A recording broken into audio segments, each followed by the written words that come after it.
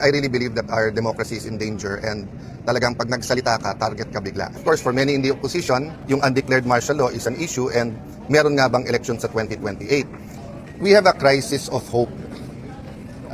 Marami tayong hinaharap na crisis ngayon, di ba? Crisis ng tiwala sa gobyerno. I'm not talking about the administration lang, but to everyone. Hindi lang dahil sa batuhan ng akusasyon kasi after 1 year, hindi pa klaro yung reforms dun sa flood control at infrastructure scandal. Yung day-to-day na corruption, whether yan ay traffic violation, yan ay permits, ay parang naging sa kultura na natin. Having said that, unknown pa or uncertain kung ano nangyayari sa Middle East, kaya ang presyo ng gasolina, asahan nyo na bababa ng konti, after 2 months, 3 months, tataas na naman. Maraming maliliit na negosyo ay umaangal na hirap na po sila. So on one side, magandang naitaas yung minimum wage, especially sa malalaking kumpanya na napakaganda naman ng profit margins. On the other hand, for small businesses, may question mark din, di ba? Tapos yung spending, OFWs nangangamba na pag tinamaan nga yung mga bansa nila, lalo sa Kuwait, Bahrain, Qatar, ay baka mawalan sila ng trabaho. Then of course, for many in the opposition, yung undeclared martial law is an issue and meron nga bang election sa 2028. So all of this, SONA is an opportunity to give some certainty. SONA is an opportunity not to pin the hopes on the administration, but hope na on certain areas pwede magkaisa. Diba? Halimbawa sa economy, when I had the chance to speak to many of the high officials in my short stint as a Senate President, sinabi ko sa kanila yon na okay sa akin yung prioritize yung ekonomiya, okay sa akin at okay na okay yung fair at saka maayos na impeachment, and then paano natin i-resolve yung flood control na katanggap-tanggap. So it's an opportunity, mamaya is an opportunity, but as you said nga, no, sa impeachment trial, may 1 hour leisurely lunch ka, but let's say 4 to 7 yung session.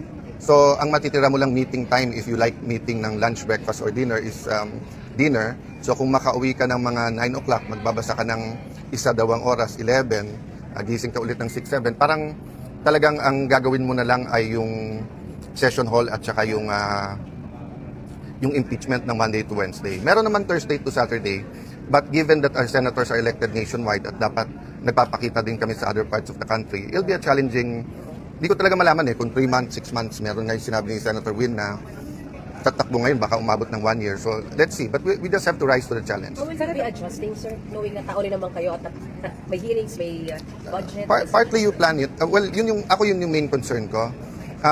Malaki sa mga skandalo ay hugot sa budget.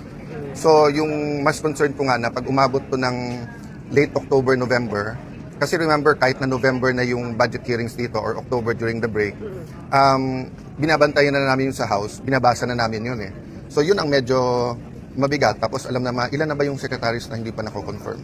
Hindi pa kami nag-uusap lahat. Ako mas preference ko siguro panoorin na lang sa TV. Baka mas komportable din yung administrasyon that way, and it's my simple way of protesting pati sa pagblablock. Unlike in 1986-87 na ramdam talaga na may question of democracy. Ngayon, syempre it's more of poverty, economy at saka yung corruption.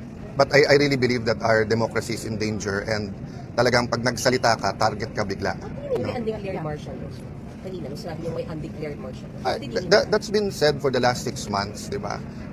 It's about freedom and democracy, di ba? So, tingnan niyo lahat ng nakakasuhan at lahat ng nakukulong, di ba?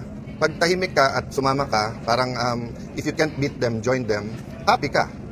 Pero malungkot ang bansa. Pero pag tayuan mo yung mga prinsipyo mo, ikaw pa kakasuhan, di ba? This morning lang I was meditating on Mike Defensor, no? I don't know his activities. I haven't kept in touch with him, but assuming he donated money. So assuming 50 million yung plunder, na hindi kami naniniwala tama yung interpretation kay Senator Marcoleta. Pero kung nag-donate ka ng 1,000, 1 milyon, tapos napasabay dun sa plunder ka rin, tapos non-bailable, bantayan nyo yung mga kaso. Pag medyo kumampi, etc., hindi mo sure kung ifa-file o kaya bailable. Pagkakalaban, non-bailable ka agad. You believe there is undeclared martial law? Kung hindi man, we're nearing that. Diba? Kung vlogger ka, nakakampi, wala naman cyber libel, wala namang warrant ka agad. Pagkakalabang ka, nandyan na kaagad. You also ask your editors, your owners of the networks, yung pressures kung meron o wala, kayo makakasagot niyan. Pero sa business at sa politika, even sa religious leaders, mga nakakausap ko, nakikita at nararamdaman nila na sana hindi. So one big assurance is paulit-ulit sabihin ng Malacanang na may election sa 2028, walang tsa-tsa, hindi i-abolish ang Senado. No, and one way to ensure that is yung numbers. To say na 2/3 is really 16. Kasi nagsimula yan sa 12 is 13 eh. Diba? Tapos ngayon, first few days sinabi nga 16. But then may mga gumagalaw na questionin na sa Supreme Court o kaya tingnan natin o kaya agahan natin yung pag ano nito, no. So it's dangerous times. From May 11 when I took the job, I knew that many persecution will be coming my way. Hindi ko lang na-expect it's through a senior senator na maraming bilib sa investigation skills, but ongoing at every day naman what you call this, may konti siyang amendment, etc. But like yung sinabi niya today, hindi ko alam saan nanggaling yon. I'm not the secretary of DPWH. I'm not the regional director. I'm not an engineer, di ba? So, but of course, taga-tagig ako. So, as much as I can, binabantayan ko. It's on the record. I never said certain things that he says I'm saying or doing. But pag may nabubuko kaming mali, kayo, di ba nakita niyo yung nung mag-isa akong naghihiring halos dito dun sa bridge na bumagsak sa Isabela. May in-expose din ako ng mga tiwali na contractor na kung ano-anong ginagawa, whether it's in our city or otherwise. Hanggang ngayon, hindi nakakasuhan yung contractor na yon. No? So, marami kaming nakalaban sa Taguig, maraming natanggal, whether sa local government, sa national government, contractor. So, maaaring yun yung mga nagsusumbong. So, i-verify lang nila mabuti. Pero harapin namin yon. Wala namang kaming choice kundi harapin yon. Ang hinihingi lang naman namin is that makita ng tao yung bigger picture na kung sinong nag-iimbestiga, kung sinong nag-criticize, biglang sila yung gustong imbestigahan. Hindi naman natin inatrasan yan, pero hindi dapat ang ma-single out, di ba? So, ang dami, may mahaba ako listahan ng mga pwedeng tignan. So, having said that, let's finish the SONA, the contra-SONA, then we'll have all the time for both impeachment and allegations of corruption. But harapin natin yan. May insertion daw po kayo na more than 6 billion pesos sa 2025 budget. Kapag ka minority, insertion. Pag majority, amendment. Diba? Pagka majority, pwedeng lahat ng senador may amendment and sasagutin ko sa tamang forum at panahon kahit sa harap nyo. But I want na ilatag na yung ano ba talaga ang sinasabi niya, magkano, saan, etc. So, ang sinasabi niya ba, basta't nasa budget at nasa Taguig, ako na naglagay nun. Walang ibang officials from the cabinet to, di ba? Hindi mo masasagot yung allegation nang hindi buo eh. So, ano ba, di ba yung sinabi? Pag sinabi, mainstream media, maraming bayaran. Hindi ba unfair sa inyong lahat yun? So, sabihin mo, sino, paano, magkano, para masagot mo. Di ba? So, din po siya sa tweet na yung mga projects na nabayaran ng alin project nga yun? Alin project yun?